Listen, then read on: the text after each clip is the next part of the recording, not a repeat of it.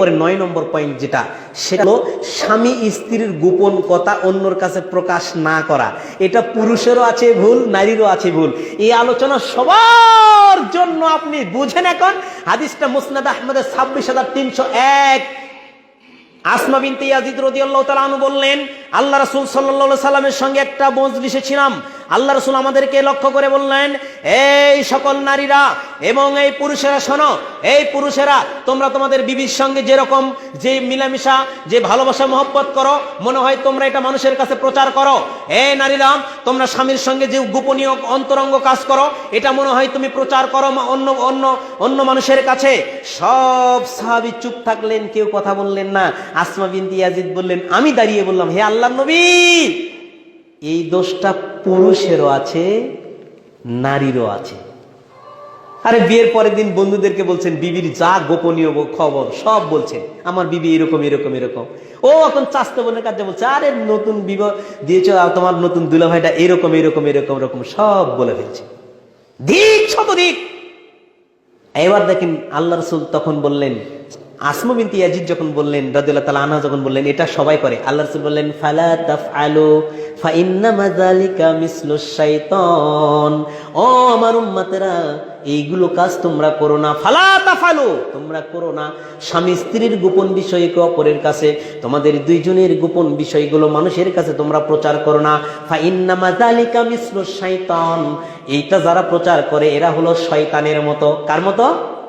শয়তানের মতো। হাদিসটা এই পর্যন্ত থাকলে হতো। আল্লাহ রাসূল আরো বললেন, লাকিয়া শাইতানাতান ফি তরিকিন ফাগাশিয়াহা ওয়ান নাসু ইয়ানজুরুন। মনে করো একজন শয়তান রাস্তায় চলছে, আরেকজন ওই শয়তান তার বিবির সঙ্গে রাস্তার মধ্যে দেখা। হাদিস বুঝাচ্ছে, প্রথমে বললেন এই ব্যবহার যারা করে তারা শয়তান। দেখেন না, বিবিকে 3 পিস করে বিবির সঙ্গে ঘ্যাত করে একটা ছবি দিলে ফেসবুকে দিয়ে দিছে। সি সি সি সি সি, আস্তাগফিরুল্লাহ আস্তাগফিরুল্লাহ। হ্যাঁ, অনেক পুরুষ আছে বিবির ছবি ফেসবুকে দিয়েছে। শেষ, সব শেষ। এবার হাদিস বলছে, দেখেন হাদিস বোঝাচ্ছে। হাদিস কি বলছে? আল্লাহ রাসূল পরে বললেন যে লাকিয়া শাইতানাতান ফি তরিকিন ফাগাশিয়াহা, শয়তান রাস্তায় চলে। ওই যারা এই প্রচার করে তারা হলো শয়তানের মতো। কেমন শয়তান তার উল্লেখ করেছেন হাদিসে।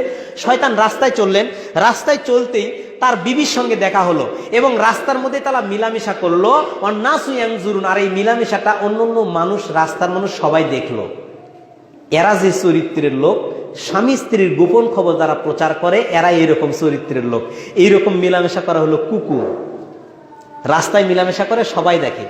আর আপনি যদি আপনার বিবির এই অন্তরঙ্গ বিষয়গুলো প্রচার করেন, বিবি যদি তার স্বামীর অন্তরঙ্গ বিষয়গুলো প্রচার করে, তাহলে এই মহিলা, এই পুরুষ হলো এই কুকুরের চেয়ে নিকৃষ্ট। উলাইকা কাল আনাম বালহুম আদাল। কতগুলো বুঝাবো বলেন তো? সূরা আরাফ 7 নম্বর সূরা 179 নম্বর আয়াত। এরা হলো 4 পলা জানোয়ারের মতো, এর চেয়েও খারাপ। সম্মানিত উপস্থিতি, আপনাকে বলছি, আল্লাহ রাসূল সাল্লাল্লাহু আলাইহি ওয়াসাল্লাম বললেন, মুসলিমের 2597 নম্বর হাদিস, কিয়ামতের ময়দানে সবচেয়ে নিকৃষ্ট ভয়াবহ অবস্থা হবে ওই ব্যক্তির, যেই ব্যক্তি তার স্বামী স্ত্রীর গোপন বিষয়গুলো প্রচার করেছে। তারপরে হাদিস 2598, কিয়ামতের ময়দানে আল্লাহর কাছে সবচেয়ে বড় আমানত যেটা, সবচেয়ে সম্পদ যেটা, সেটা হলো স্বামী স্ত্রীর গোপন বিষয়। বলেন সুবহানাল্লাহ। অনেক প্রচার করেছেন, আর করেন না। স্বামীর কথা দুলাভাই একজা বলছেন, আরে কোথায় বিয়ে দিছেন, ও তো খুজা। সি সি সি সি, দিক শত দিক। এই গোপন অঙ্গগুলো সব, গোপন কথাগুলো সব আপনি প্রচার করে দিয়েছেন, আপনিও প্রচার